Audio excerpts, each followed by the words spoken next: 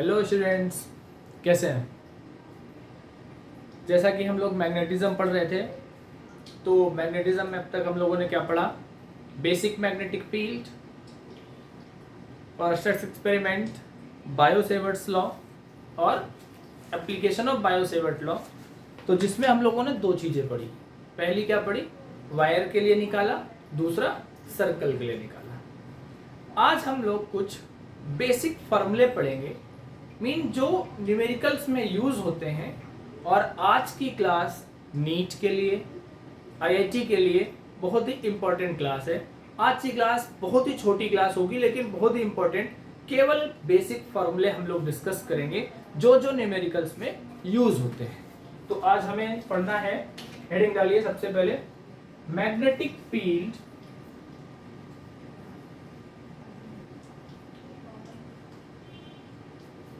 Due to various current carrying configurations।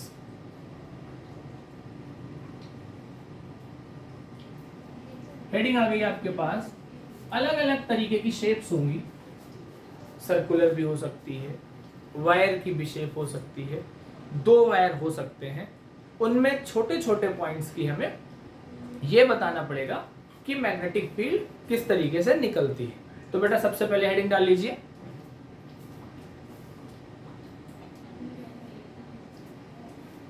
Magnetic field due to various current carrying configurations.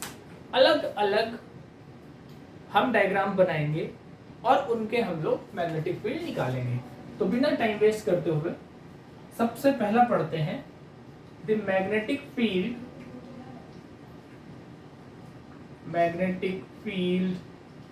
अच्छा जी, at the centre O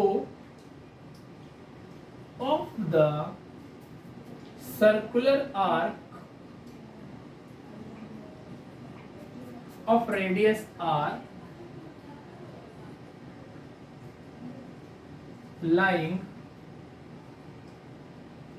in the plane of paper। अच्छा जी, lying in the plane of paper मतलब मान लो ये कोई circular arc है, इसके centre पे आपको मैग्नेटिक फील्ड चाहिए। ये एंगल थीटा है और रेडियस आर है। ये मैंने अपनी लास्ट क्लास में आप लोगों को पढ़ाया था। सर पढ़ाया था तो आपने क्या बताया था? एप्लीकेशन ऑफ बायो-सेवर्ट लॉ में सीधा सीधा मैंने बताया था कि B equal mu naught upon 4 pi I into theta upon R. सीधा आपको याद करना है। अगर पहले से पता था अच्छी बात है, नहीं पता था समझो कोई भी सर्कुलर आर्क दी हुई है, उसके आपको सेंटर O पे कुछ भी थीटा एंगल बन रहा है, मैग्नेटिक फील्ड चाहिए, तो B इक्वल आप लगाएंगे mu naught upon 4 pi I theta upon R. आज की क्लास में हम केवल छोटे छोटे पॉइंट्स को ही डिस्कस करेंगे। दूसरा पॉइंट लेते हैं, इसको नोट करते जाना बेटा। Magnetic field at the centre of to concentric coils inclined at 90 degree. मैं सिंपल डायग्राम बनाता हूं। Magnetic field at the centre of two coils inclined at 90 degree. ये देखो भाई, एक करंट ये भेज दी, एक करंट ये भेज दी। आई करंट I1 I2 कह सकते हो। मान लो I1 करंट ये भेज दिया आपने, I2 करंट ये भेज दी। इसके सेंटर पे हमको मैग्नेटिक फील्ड चाहिए। अच्छी तरीके से जानते हो magnetic field at the centre of coil क्या होती है, लास्ट क्लास में आप पढ़ के आए हो, mu naught upon 2 I upon R। तो देखो B1 ये गया, बहुत बढ़िया। सेंटर से B2 ये गया, अच्छी बात। इनका रिजल्टेंट कहाँ जाएगा? मान लो थीटा ये जा रहा होगा, जो पहले वाले B1 के साथ थीटा का एंगल बना रहा है, तो रिजल्टेंट B आपके पास क्या आएगा? B equal under root B1 square plus B2 square. इस फॉर्मूले से आप निकालेंगे जब भी आपको सेंटर पे मैग्नेटिक फील्ड चाहिए होगा। ठीक, ये 2 पॉइंट्स नोट करिए फटाफट। पहला आपने क्या लिया, आर्क के लिए B equal mu naught upon 4 pi I theta by R. दूसरा लिया आप सर्कुलर, 2 कॉइल्स हैं, कॉन्सेंट्रिक कॉइल्स हैं, कॉमन सेंटर है इनका O पॉइंट। यहाँ पे अगर दोनों 90 डिग्री से इंक्लाइंड है, हेडिंग समझ लो क्या थी इसकी, magnetic field at the centre of 2 concentric coils inclined at 90 degree. अगर 90 डिग्री से ही 2 कॉइल्स इंक्लाइंड है तो आप इस तरीके से फार्मूला बनाएंगे B equal under root B1 square plus B2 square. बहुत अच्छी बात सर, बिल्कुल समझ आ गई। अच्छा, 2 पॉइंट आपको समझ आ गए तो इसका माल मतलब ये है कि आपको 2 न्यूमेरिकल समझ आ गए। इसके छोटे छोटे पॉइंट्स हैं। अब अगर यही कॉइल्स 90 डिग्री एंगल से नहीं लगी तो तीसरा आपसे पूछता है, इफ 2 कॉन्सेंट्रिक कॉइल्स क्या है, inclined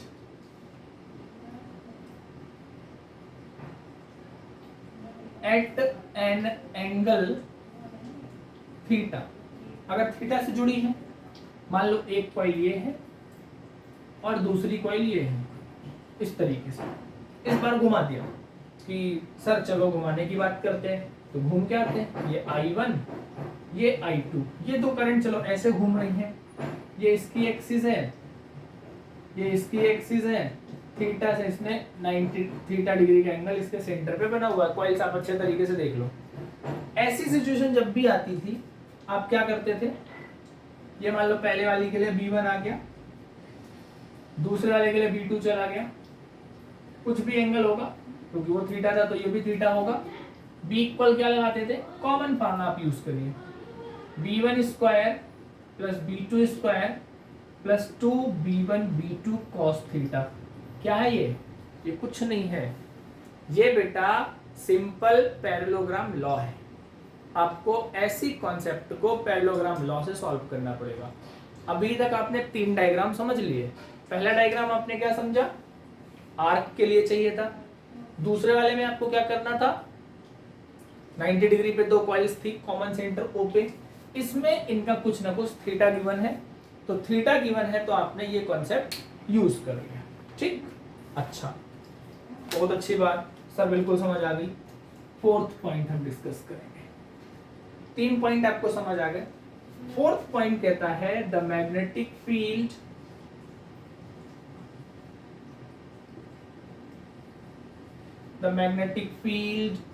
at the common centre of 2 coils of radii R1 and R2, 2 radii R1 R2 हैं, having turns N1 and N2। दो कॉइल्स हैं जिनकी रेडियाई क्या है R1 R2, टर्न्स क्या है N1 N2। तब आप मैग्नेटिक फील्ड कैसे निकालोगे। अच्छा, इस सिचुएशन पे मैग्नेटिक फील्ड निकालने के लिए आई करंट सेम दोनों में फ्लो हो रही है, तो केस 2 बनेंगे। पहला, when current in same direction, जब करंट सेम डायरेक्शन में है तब आप क्या करते हैं। सपोज करो ये 2 वायर्स हैं, 2 कॉइल, एक ये कॉइल है एक ये कॉइल है, O सेंटर इसकी है, देखो रेडियस R1 ले ली हमने, दूसरे की रेडियस R2 है, करंट सेम डायरेक्शन में, ये करंट I, ये भी करंट I, दोनों में एंटी क्लॉकवाइज है। तो सबसे पहले फॉर्मूले लिख लो। मान लो पहले वाले के लिए B1 है, क्या होता है सेंटर पे formula, mu naught N1 I upon R1। दूसरे वाले के लिए क्या बनना चाहिए, B2, mu naught N2 I upon R2। अब आप ये देखो कि करंट की डायरेक्शन दोनों में सेम है, एंटी क्लॉकवाइज है। एंटी क्लॉकवाइज अगर करंट की डायरेक्शन है तो फील्ड की डायरेक्शन भी सेम होगी। जब फील्ड की डायरेक्शन सेम होगी तो हम क्या करेंगे, दोनों को ऐड कर देंगे। तो ऐसी सिचुएशन में आप B इक्वल निकालते हो B1 प्लस B2, कर दिया B1 प्लस B2, तो mu naught N1I upon R1 plus mu naught N2I upon R2। अब तो कॉमन लेने वाली बात आ गई, चलो सर ले लो common, N1 upon R1 plus N2 upon R2।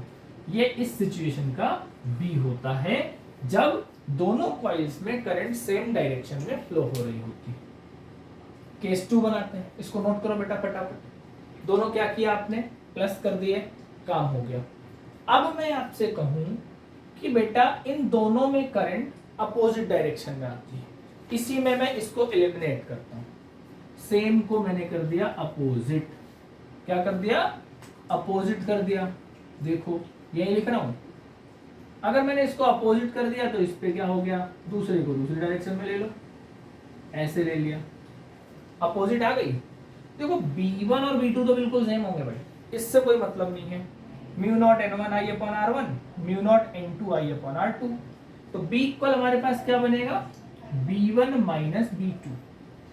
क्यों बनेगा, एक में क्लॉकवाइज दूसरे में एंटी क्लॉकवाइज, तो एक में फील्ड अपवर्ड दूसरे में डाउनवर्ड। तो अगर एक में अपवर्ड दूसरे में इनवर्ड, तो यार नेट तो नेगेटिव करके ही निकालोगे। अगर नेट नेगेटिव करके निकालोगे तो आंसर ये आ जाएगा, दोबारा रटो चीज को। अगर दो कॉइल्स हैं, करंट की डायरेक्शन सेम डायरेक्शन में है, ऐड करोगे, करंट की डायरेक्शन अपोजिट डायरेक्शन में है, सब्ट्रैक्ट करोगे। बात को समझ आ गई, बिल्कुल समझ आ गई बात। अच्छा, तो 4 पॉइंट आपको समझ आ गए। एक तो आपने आर्क के लिए लिया, दूसरा आपने दो कॉइल ली जो 90 डिग्री पे चल रही थी, तीसरा आपने दो कॉइल ली जिनका कुछ ना कुछ एंगल थीटा था, चौथे में आपने क्या किया, दो कॉइल ली जिनकी रेडियस अलग अलग थी, नंबर ऑफ टर्न्स अलग अलग थे, करंट सेम डायरेक्शन में फ्लो करा दी, करंट अपोजिट डायरेक्शन में फ्लो करा दी। अब मान लो कोई कॉइल है वो रोटेट कर रही है, मतलब पांचवा पॉइंट आपके पास आता है, if a charged ring having charge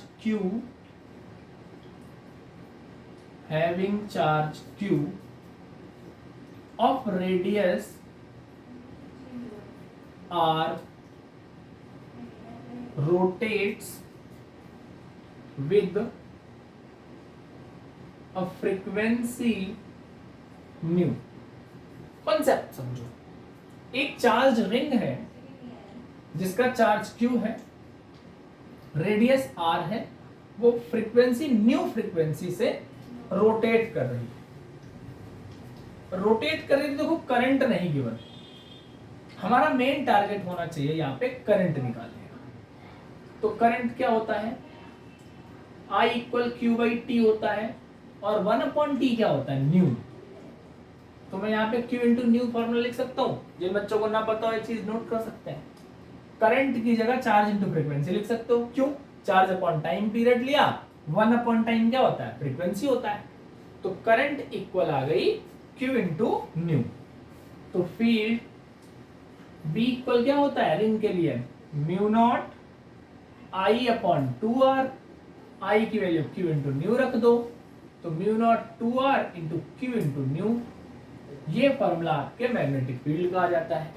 तो अगर कोई भी कॉइल न्यू फ्रीक्वेंसी से रोटेट कर रही है तो आप फॉर्मूला लगाएंगे mu not Q into new upon 2R। Clear, चलो जी बहुत अच्छी बात, ये भी समझ आ गया। अब हम दो पैरेलल कंडक्टर्स के लिए फील्ड फाइंड आउट करते हैं, थोड़ा सा टफ टास्क। दो पैरेलल कंडक्टर्स के लिए आपको फील्ड फाइंड आउट करनी है और डिफरेंट लोकेशंस पे हम लोग फाइंड आउट करेंगे। अगर इसको मैं डिफरेंट लोकेशंस की बात करता हूं तो डिफरेंट लोकेशंस पे आप क्या बात करोगे, लिखते हैं, हेडिंग डालिए magnetic field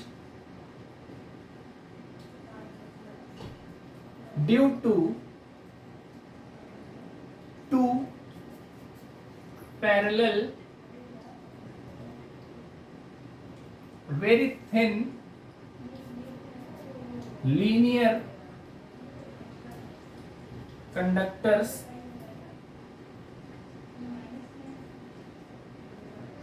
carrying currents in same direction separated by distance r। वाह, हेडिंग इतनी बड़ी। Magnetic field due to two parallel very thin linear conductors carrying currents in same direction separated by distance r। एक बात आपको बता दूं, दो parallel conductors में आगे चल के आप लोग फोर्स पढ़ेंगे, यहां हमें फील्ड बतानी है। कहानी अच्छी है, समझना। अलग अलग पॉइंट्स पे मैं फील्ड बनाऊंगा। मान लो एक कंडक्टर ये है, पहला कंडक्टर, दूसरा कंडक्टर ये है, ठीक है। करंट आई ये चली, करंट आई ये चली। अलग अलग पॉइंट्स पे मुझे करंट बतानी है। सबसे पहले सपोज करो ये आर डिस्टेंस पे सेपरेट भी करा दिए गए। ये बात मैंने कुछ नहीं करा, ये बात मैंने तुम्हारी हेडिंग से लेकर डायग्राम बना दिया।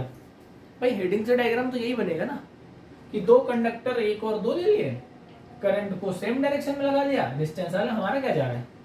अब ये क्वेश्चन आपसे पूछेगा तो सबसे पहला इसका सब पार्ट आपसे पूछता है कि इन दोनों के मिड पॉइंट पी पे फील्ड कितनी होगी।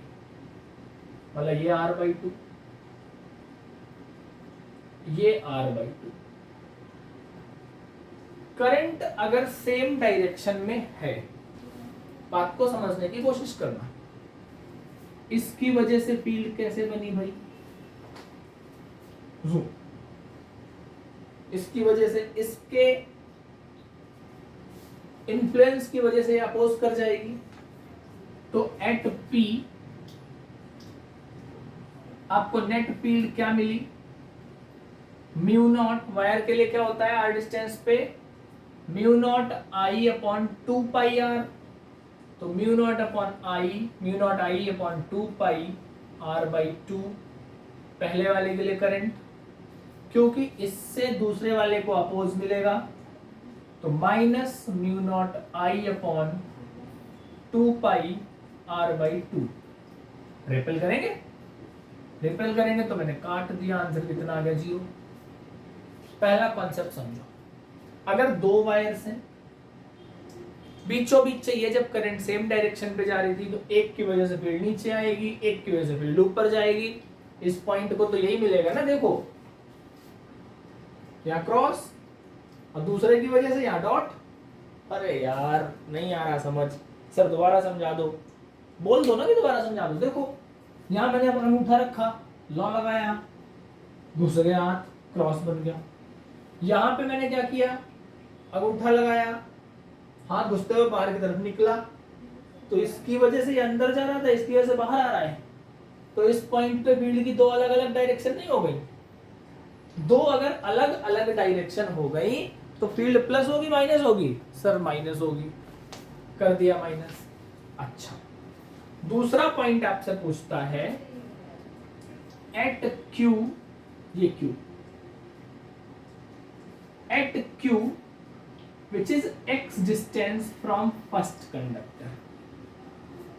वाह वाह वाह, कहानी अच्छी है, पॉइंट मैं यही समझाऊंगा। At Q which is at x distance from first conductor।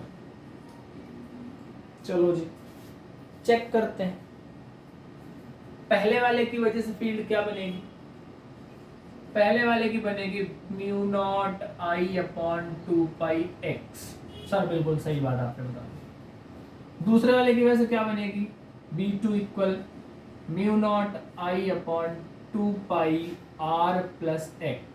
Sir ये भी सही बात है, पहले वाले से तो केवल एक्स डिस्टेंस है, दूसरे वाले से आर प्लस एक्स है। अब क्यू में हम चलो फील्ड की डायरेक्शन ढूंढते हैं। अगर आप फील्ड की डायरेक्शन ढूंढते हो, ऐसे हाथ घुसाया खचाक, क्यू पे क्या हुआ, उंगली बाहर आई, यहां में हाथ घुसाया खचाक, क्यू पे जाते जाते क्या हुआ, उंगली बाहर आई। सेम अपोजिट, घुसा बाहर आया, घुसा बाहर आया, तो दोनों सिचुएशन में मेरी उंगलियां बाहर आ रही हैं। दोनों सिचुएशन में उंगलियां बाहर आ रही हैं तो क्या हुआ, फील्ड प्लस होगी माइनस होगी, सर सेम डायरेक्शन में थे इसलिए प्लस होगी। तो इस क्यू पॉइंट पे B इक्वल मैं क्या लिख दूं, B1 प्लस B2।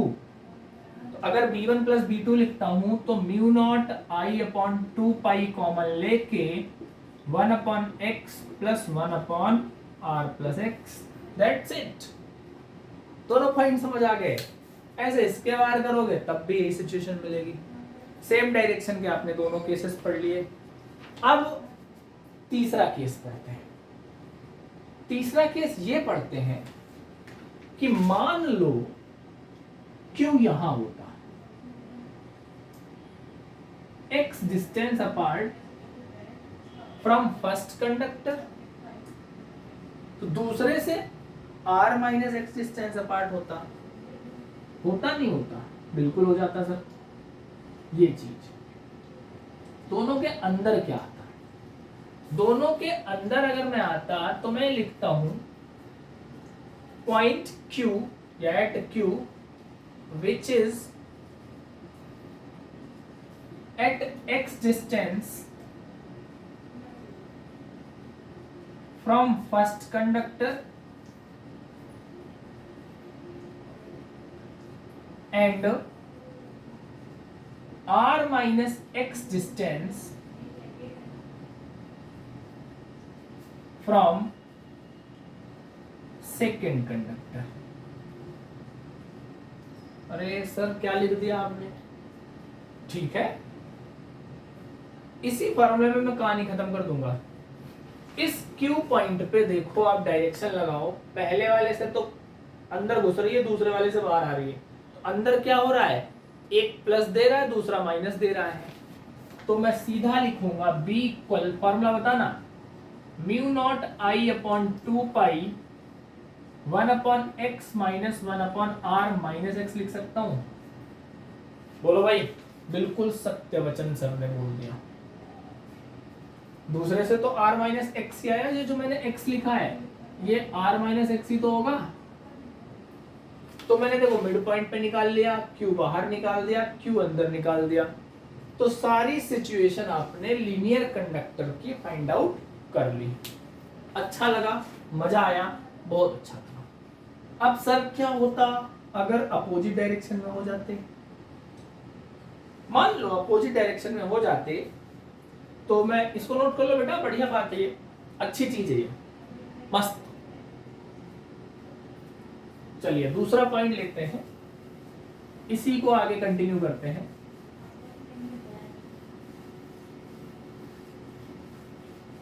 बेटा अगर ये फार्मूला तुमने याद कर लिए ना, तो तुमको बायो सेवर्ट लॉ के न्यूमेरिकल से कोई रोक नहीं सकता। कैसा भी न्यूमेरिकल आ जाएगा तुम उसको सॉल्व कर दोगे, कितने भी कॉम्प्लिकेटेड क्वेश्चंस को। नेक्स्ट क्लास में, जो अगली क्लास में इसकी बनाऊंगा आपकी, वो बायो सेवर्ट लॉ के क्वेश्चंस पे ही बनाऊंगा आपकी, ठीक है। तो मान लो मैंने आपसे पूछ लिया, इफ करेंट्स फ्लो या इफ करंट फ्लोज, इंग्लिश का ध्यान रखो भाई, इन अपोजिट डायरेक्शन। कहानी अच्छी है। अगर करंट अपोजिट डायरेक्शन में फ्लो होती है, इस पे देखो करंट ये चली गई, इस पे ये आ गई, इस P पॉइंट पे ढूंढो, R डिस्टेंस है, मैं कुछ नहीं बताऊंगा, ये R/2, ये R/2 पॉइंट P।